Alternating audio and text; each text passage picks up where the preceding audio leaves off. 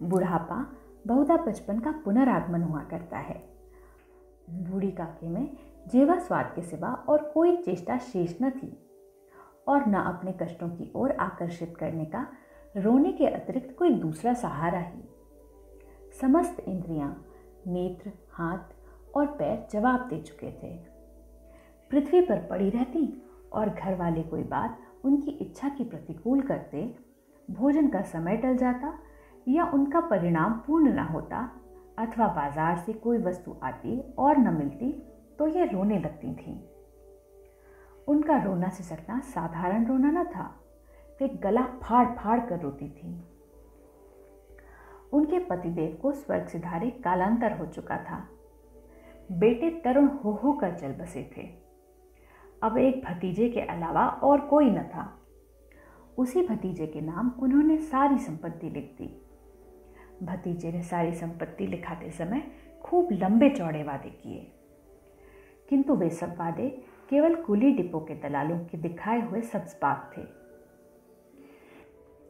यद्यपि उस संपत्ति की वार्षिक आय 150-200 रुपये से कम न थी, तथापि बूढ़ी काकी को पेट भर भोजन भी कठिनाई से मिलता था।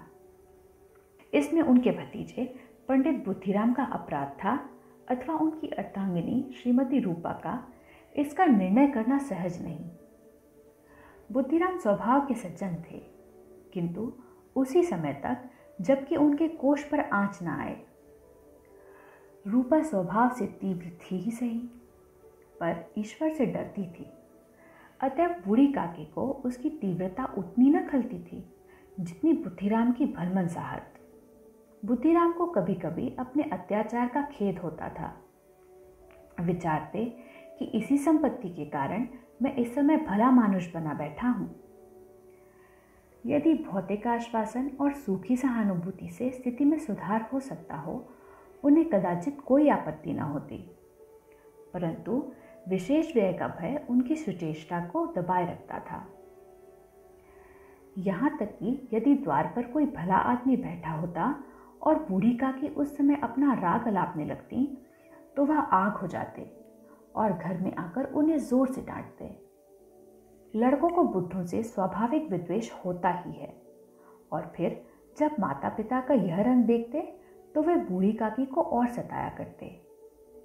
कोई चुटकी काट कर भागता, कोई इन पर पानी की कुल्ली कर देता। काकी चीख मार कर रोती, परंतु यह बात प्रसिद्ध थी कि वह केवल खाने के लिए रोती हैं। अतएव उनके संताप और आर्तनाद पर कोई ध्यान नहीं देता था। हाँ, काकी क्रोधातुर होकर बच्चों को गालियां देने लगती तो रूपा घटनास्थल पर आ पहुंचती। इस भय से काकी अपनी जिह्वा कृपाण का कदाचित ही प्रयोग करती थी। यद्यपि उपद्रव शांति का यह उपाय रोने से कहीं उपयुक्त था। संपूर्ण परिवार में यदि काकी से किसी को अनुराग था तो वह बुद्धिराम की छोटी लड़की लाडली थी। लाडली अपने दोनों भाइयों के भय से अपने हिस्से की मिठाई चबैना बूढ़ी काकी के पास बैठकर खाया करती थी। यही उसका रक्षागार था, और यद्यपि काकी की शरण उनकी लोलुपता के कारण बहुत महंगी पड़ती थी, तथापि भाइयों के अन्याय से सुरक्षा कहीं सुलभ थी तो बस यही। इसी स्वार्थानुकूलता ने उन दोनों में सहानुभूति का आरोपण कर दिया था। रात का समय था। बुद्धिराम के द्वार पर शहनाई बज रही थी और गांव के बच्चों का झुंड विस्मयपूर्ण नेत्रों से गाने का रसास्वादन कर रहा था। चारपाइयों पर मेहमान विश्राम करते हुए नाइयों से मुक्कियां लगवा रहे थे। समीप खड़ा भाट विरदावली सुना रहा था और कुछ भावज्ञ मेहमानों की वाह-वाह पर ऐसा खुश हो रहा था मानो इस वाह-वाह का यथार्थ में वही अधिकारी है। दो एक अंग्रेजी पढ़े हुए नवयुवक इन व्यवहारों से उदासीन थे। वे इस गंवार मंडली में बोलना अथवा सम्मिलित होना अपनी प्रतिष्ठा के प्रतिकूल समझते थे। आज बुद्धिराम के बड़े लड़के मुखराम का तिलक आया है। यह उसी का उत्सव है। घर के भीतर स्त्रियां गा रही थीं और रूपा मेहमानों के लिए भोजन में व्यस्त थी। भट्टियों पर कड़ाह चढ़ रहे थे। एक में पूड़ियाँ कचौड़ियाँ निकल रही थीं, दूसरे में अन्य पकवान बनते थे। एक बड़े हंडे में मसालेदार तरकारी पक रही थी। घी और मसाले की शुद्धावर्धक सुगंधी चारों ओर फैली हुई है। बूढ़ी काकी अपनी कोठरी में शोकमय विचार की भांति बैठी हुई थी। यह स्वाद मिश्रित सुगंधी उन्हें बेचैन कर रही थी। वे मन ही मन विचार कर रही थीं, संभवतः मुझे पूड़ियाँ न मिलेंगी। इतनी देर हो गई, कोई भोजन लेकर नहीं आया। मालूम होता है सब लोग भोजन कर चुके हैं, मेरे लिए कुछ न बचा। यह सोचकर उन्हें रोना आया, परंतु अपशकुन के भय से वह रो न सकी। आहा, कैसी सुगंध है! अब मुझे कौन पूछता है? जब रोटियों के ही लाले पड़े हैं, तब ऐसे भाग्य कहाँ कि भरपेट पूड़ियाँ मिले। यह विचार कर उन्हें रोना आया। कलेजे में हूक सी उठने लगी, परंतु रूपा के भय से उन्होंने फिर मौन धारण कर लिया।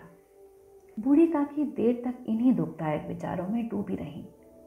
घी और मसालों की सुगंधी रह रहकर मन को आपे से बाहर किए देती थी। मुंह में पानी भर भर आता था।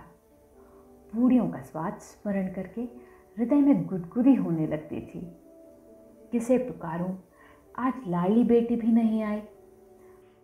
दोनों छोकरे सदा दिख दिया करते हैं, आज उनका भी कहीं पता नहीं। कुछ मालूम तो होता कि क्या बन रहा है। बूढ़ी काकी की कल्पना में पूड़ियों की तस्वीर नाचने लगी। खूब लाल लाल, फूली फूली, नरम नरम होंगी। रूपा ने भली भांति भोजन किया होगा। कचौड़ियों में अजवाइन और इलायची की महक आ रही होगी। एक पूड़ी मिलती तो जरा हाथ में लेकर देखती। क्यों न जलकर कढ़ा के सामने ही बैठूं? पूड़ियाँ छन छन कर तैयार होंगी। कढ़ा से गरम गरम निकाल कर थाल में रखी जाती होंगी। फूल हम घर में भी सूंघ सकते हैं, परंतु वाटिका में कुछ और बात होती है। इस प्रकार निर्णय करके बूढ़ी काकी उकड़ों बैठकर हाथों से बल सरकती हुई बड़ी कठिनाई से चौखट से उतरी और धीरे धीरे रेंगती हुई कढ़ा के पास जा बैठी। यहाँ आने पर उन्हें इतना ही धैर्य हुआ जितना भूखे कुत्ते को खाने वाले के सम्मुख बैठने में होता है। रूपा उस समय कारभार से उद्विग्न हो रही थी। कभी इस कोठे में जाती, कभी उस कोठे में, कभी कड़ाह के पास जाती, कभी भंडार में जाती। किसी ने बाहर से आकर कहा, महाराज ठंडाई मांग रहे हैं। ठंडाई देने लगी। इतने में फिर किसी ने आकर कहा, भाट आया है, उसे कुछ दे दो। भाट के लिए सीधा निकाल रही थी कि एक तीसरे आदमी ने आकर पूछा, अभी भोजन तैयार होने में कितना विलंब है? जरा ढोल मंजीरा उतार दो। बेचारी अकेली स्त्री दौड़ते दौड़ते व्याकुल हो रही थी, झुंझलाती थी, कुड़ती थी, परंतु क्रोध प्रकट करने का अवसर न पाती थी। भय होता कहीं पड़ोसी ने यह न कहने लगे कि इतने में उबल पड़ी। प्यास से स्वयं कंठ सूख रहा था। गर्मी के मारे फूंकी जाती थी, परंतु इतना अवकाश न था कि जरा पानी पी ले अथवा पंखा लेकर जले। यह भी खटका था कि जरा आंख हटी और चीजों की लोट मची। इस अवस्था में उसने बूढ़ी काकी को कड़ाह के पास बैठी देखा तो जल गई। क्रोध न रुक सका। इसका भी ध्यान न रहा कि पड़ोसी ने बैठी हुई हैं। मन में क्या कहेंगी? पुरुषों में लोग सुनेंगे तो क्या कहेंगे? जिस प्रकार मेंढक केचुए पर झपटता है, उसी प्रकार वह बूढ़ी काकी पर झपटी और उन्हें दोनों हाथों से झटक कर बोली, ऐसे पेट में आग लगे, पेट है या भाड़? कोठरी में बैठते हुए क्या दम घुटता था? अभी मेहमानों ने नहीं खाया, भगवान को भोग नहीं लगा, तब तक धैर्य न हो सका? आकर छाती पर सवार हो गई। जल जाए ऐसी जीभ। दिन भर खाती न होती तो जाने किसकी हांडी में मुंह डालती। गांव देखेगा तो कहेगा कि बुढ़िया भरपेट खाने को नहीं पाती, तभी तो इस तरह मुंह बाए फिरती है। डायल न मरे न माछा छोड़े, नाम बेचने पर लगी है, नाक कटवा कर दम लेगी। इतनी ठूंसती है न जाने कहाँ भस्म हो जाता है। भला चाहती हो तो जाकर कोठरी में बैठो। जब घर में लोग खाने लगेंगे तब तुम्हें भी मिलेगा। तुम कोई देवी नहीं हो कि चाहे किसी के मुंह में पानी न जाए परंतु तुम्हारी पूजा पहले ही हो जाए। बूढ़ी काकी ने सर उठाया, न रोई न बोली, चुपचाप रेंगती हुई अपनी कोठरी में चली गई। आवाज ऐसी कठोर थी कि हृदय और मस्तिष्क की संपूर्ण शक्तियां, संपूर्ण विचार और संपूर्ण भार उसी ओर आकर्षित हो गए थे। नदी में जब कगार का कोई वृहद खंड कटकर गिरता है तो आसपास का जल समूह चारों ओर से उसी स्थान को पूरा करने के लिए दौड़ता है। भोजन तैयार हो गया है। आंगन में पत्तलें पड़ गईं, मेहमान खाने लगे। स्त्रियों ने जेवनार गीत गाना आरंभ कर दिया। मेहमानों के नाई और सेवकगण भी उसी मंडली के साथ किंतु कुछ हटकर भोजन करने बैठे थे। परंतु सभ्यता अनुसार जब तक सबके सब खा न चुके कोई उठ नहीं सकता था। दो एक मेहमान जो कुछ पढ़े लिखे थे सेवकों के दीर्घाहार पर झुंझला रहे थे। वे इस बंधन को व्यर्थ और बेकार की बातें समझते थे।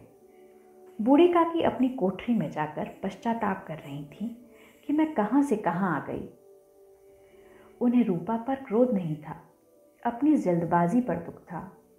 सच ही तो है, जब तक मेहमान लोग भोजन न कर चुकेंगे घर वाले कैसे खाएंगे। मुझसे इतनी देर भी न रहा गया। सबके सामने पानी उतर गया। अब जब तक कोई बुलाने नहीं आएगा न जाऊंगी। मन ही मन इस प्रकार का विचार कर वह बुलाने की प्रतीक्षा करने लगी। परंतु घी की रुचिकर सुवास बड़ी धैर्य परीक्षक प्रतीत हो रही थी। उन्हें एक एक पल एक एक युग के समान मालूम होता था। अब पत्तल बिछ गई होंगी, अब मेहमान आ गए होंगे, लोग हाथ पैर धो रहे हों, नाई पानी दे रहा है, मालूम होता है लोग खाने बैठ गए, जेवनार गाया जा रहा है। यह विचार कर वह मन को बहलाने के लिए लेट गईं। धीरे धीरे एक गीत गुनगुनाने लगीं। उन्हें मालूम हुआ कि मुझे गाते देर हो गई। क्या इतनी देर तक लोग भोजन कर ही रहे होंगे? किसी की आवाज़ सुनाई नहीं देती। अवश्य ही लोग खा पीकर चले गए, मुझे कोई बुलाने नहीं आया है। रूपा चिढ़ गई है, क्या जाने ना बुलाए। सोचती हो कि आप ही आवेंगी, वह कोई मेहमान तो नहीं जो उन्हें बुलाऊं। बूढ़ी काकी चलने को तैयार हुई। यह विश्वास कि 1 मिनट में पूड़ियाँ और मसालेदार तरकारियाँ सामने आएंगी उनकी स्वादेंद्रियों को गुदगुदाने लगा। उन्होंने मन में तरह तरह के मंसूबे बांधे। पहले तरकारी से पूड़ियाँ खाऊंगी, फिर दही और शक्कर से। कचौड़ियाँ रायते के साथ मज़ेदार मालूम होंगी। चाहे कोई बुरा माने चाहे भला, मैं तो मांग मांग कर खाऊंगी। यही न लोग कहेंगे कि इन्हें विचार नहीं, कहा करें। इतने दिन के बाद पूड़ियाँ मिल रही हैं तो मुंह झूठा करके थोड़ी ही उठ जाऊंगी। वह उकड़ू बैठकर सरकते हुए आंगन में आई। परंतु हाय दुर्भाग्य, अभिलाषा ने अपने पुराने स्वभाव के अनुसार समय की मिथ्या कल्पना की थी। मेहमान मंडली अभी बैठी हुई थी। कोई खाकर उंगलियां चाटता था, कोई तिरछे नेत्रों से देखता था कि और लोग अभी खा रहे हैं या नहीं। कोई इस चिंता में था कि पत्तल पर पूड़ियाँ छूटी जाती हैं, किसी तरह उन्हें भीतर रख लेता। कोई दही खाकर चटकारता था, परंतु दूसरा दोना मांगते संकोच करता था कि इतने में बूढ़ी काकी रेंगती हुई उनके बीच में आ पहुंची।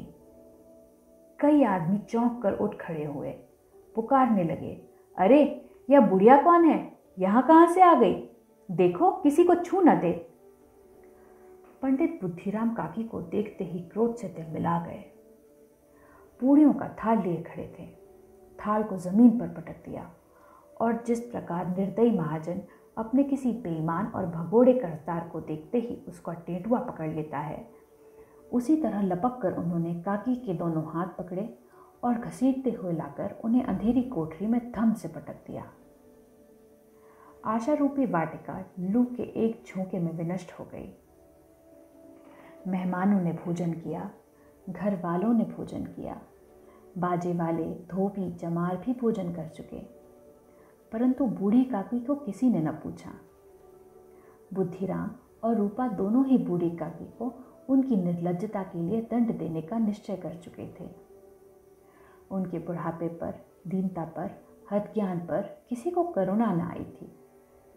अकेली लाडली उनके लिए कुढ़ रही थी। लाडली को काकी से अत्यंत प्रेम था। बेचारी भोली लड़की थी।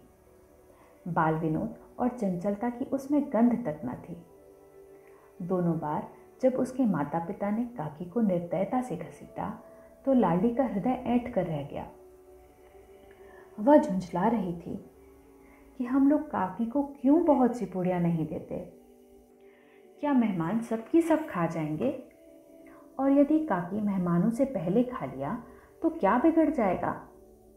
वह काकी के पास जाकर उन्हें धैर्य देना चाहती थी, परंतु माता के भय से न जाती थी। उसने अपने हिस्से की पूड़ियाँ बिल्कुल न खाई थी, अपनी गुड़िया की पिटारी में बंद कर रखी थी। उन पूड़ियों को काकी के पास ले जाना चाहती थी। उसका हृदय अधीर हो रहा था। बूढ़ी काकी मेरी बात सुनते ही उठ बैठेंगी, पूड़ियाँ देखकर कैसी प्रसन्न होंगी, मुझे खूब प्यार करेंगी। रात को 11 बज गए थे। रूपा आंगन में पड़ी सो रही थी। लाडली की आंखों में नींद न आती थी। काकी को पूड़ियाँ खिलाने की खुशी उसे सोने न देती थी। उसने गुड़ियों की पिटारी सामने रखी थी। जब विश्वास हो गया कि अम्मा सो रही हैं, तो वह चुपके से उठी और विचारने लगी, कैसे चलूं? चारों ओर अंधेरा था। केवल चूल्हों में आग चमक रही थी और चूल्हों के पास एक कुत्ता लेटा हुआ था। लाडली की दृष्टि सामने वाले नीम पर गई। उसे मालूम हुआ कि उस पर हनुमान जी बैठे हुए हैं। उनकी पूंछ, उनकी गदा वह स्पष्ट दिखलाई दे रही है। मारे भय के उसने आंखें बंद कर ली। इतने में कुत्ता उठ बैठा। लाडली को ढाढ़स हुआ। कई सोए हुए मनुष्यों के बदले एक भागता हुआ कुत्ता उसके लिए अधिक धैर्य का कारण हुआ। उसने पिटारी उठाई और बूढ़ी काकी की कोठरी की ओर चली। बूढ़ी काकी को केवल इतना स्मरण था कि किसी ने मेरा हाथ पकड़कर घसीटे। फिर ऐसा मालूम हुआ कि जैसे कोई पहाड़ पर उड़ाए लिए जाता है। उनके पैर बार बार पत्थरों से टकराए। तब किसी ने उन्हें पहाड़ पर से पटका। वे मूर्छित हो गईं। जब वे सचेत हुईं तो किसी की ज़रा भी आहट न मिलती थी। समझी कि सब लोग खा पी कर सो गए और उनके साथ मेरी तकदीर भी सो गई। रात कैसे कटेगी? राम, क्या खाऊं? पेट में अग्नि धधक रही है। हाँ, किसी ने मेरी सुधि न ली। क्या मेरा पेट काटने से धन जुड़ जाएगा? इन लोगों को इतनी भी दया नहीं आती कि न जाने बुढ़िया कब मर जाए, उसका जी क्यों दुखावे। मैं पेट की रोटियां ही खाती हूँ कि कुछ और। इस पर यह हाल। मैं अंधी अपाहिज ठहरी, न कुछ सुनूं न पूछूं। यदि आंगन में चली गई तो क्या बुद्धिराम से इतना कहते न बनता था कि काकी अभी लोग खाना खा रहे हैं, फिर आना। मुझे घसीटा, पटका। इन्हीं पूड़ियों के लिए रूपा ने सबके सामने गालियां दी। उन्हीं पूड़ियों के लिए इतनी दुर्गति करने पर भी उनका पत्थर का कलेजा न पसीजा। सबको खिलाया, मेरी बात तक न पूछी। जब तब ही न दी, तब अब क्यों देंगे? यह विचार कर काकी निराशा में संतोष के साथ लेट गईं। ग्लानि से गला भर भर आता था, परंतु मेहमानों के भय से रोती न थीं। सहसा कानों में आवाज आई, काकी उठो, मैं पूड़ियाँ लाई हूँ। काकी ने लाडली की बोली पहचानी, चटपट उठ बैठी। दोनों हाथों से लाडली को टटोला और उसे गोद में बिठा लिया। लाडली ने पूड़ियाँ निकाल कर दी। काकी ने पूछा, क्या तुम्हारी अम्मा ने दी हैं? लाडली ने कहा, नहीं, यह मेरे हिस्से की हैं। काकी पूड़ियों पर टूट पड़ी। 5 मिनट में पिटारी खाली हो गई। लाडली ने पूछा। काकी, पेट भर गया? जैसे थोड़ी सी वर्षा ठंडक के स्थान पर और भी गर्मी पैदा कर देती है, उस भांति इन थोड़ी पूड़ियों ने काकी की शुदा और इच्छा को और उत्तेजित कर दिया था। बोली, नहीं बेटी, जाकर अम्मा से और मांग लाओ। लाडली ने कहा, अम्मा सोती हैं, जगाऊंगी तो मारेंगी। काकी ने पिटारी को फिर टटोला। उसमें कुछ खुरचन गिरी थी, बार बार होंठ चाटती थी, चटकारे मारती थी। हृदय महसूस रहा था कि और पूड़ियाँ कैसे पाऊं। संतोष सेतु जब टूट जाता है तब इच्छा का बहाव अपरिमित हो जाता है। मत वालों को मत का स्मरण करना उन्हें मदांध बनाता है। काकी का अधीर मन इच्छाओं के प्रबल प्रवाह में बह गया। उचित और अनुचित का विचार जाता रहा। वे कुछ देर तक इस इच्छा को रोकती रहीं। सहसा लाडली से बोली, मेरा हाथ पकड़कर वहाँ ले चलो जहाँ मेहमानों ने बैठकर भोजन किया है। लाडली उनका अभिप्राय समझ न सकी। उसने काकी का हाथ पकड़ा और ले जाकर झूठे पत्तलों के पास बिठा दिया। 3 शुद्धातुर हतज्ञान बुढ़िया पत्तलों से पूड़ियों के टुकड़ों को चुन चुन कर भक्षण करने लगी।